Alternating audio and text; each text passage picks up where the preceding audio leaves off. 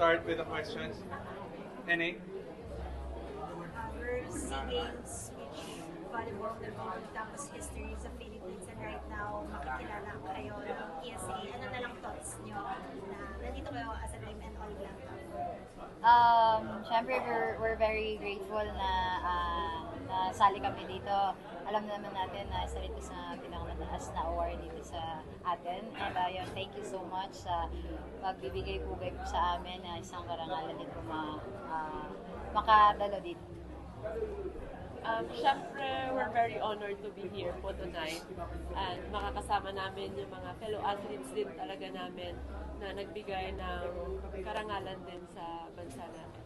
And siyempre, sobrang happy din and proud sa lahat ng mga awardees ng Philippines.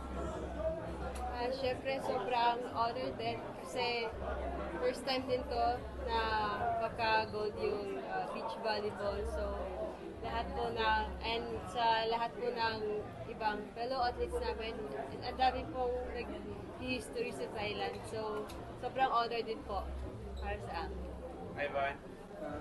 Congratulations ulit, first of all. For you girls, ano pa yung nakikita nyo, pwede nyo pang mahasa, kumbaga, para magtuloy-tuloy yung momentum nyo from that win sa Thailand?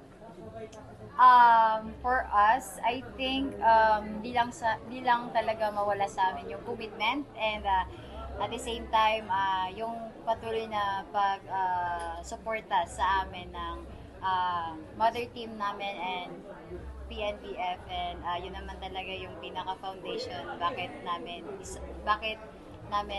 nakuha rin, nasungkit namin yung podium na nung SEA Games. So, yeah. Last question. There's none. Thank you. Thank you po. Congratulations. Salamat. Dito tayo.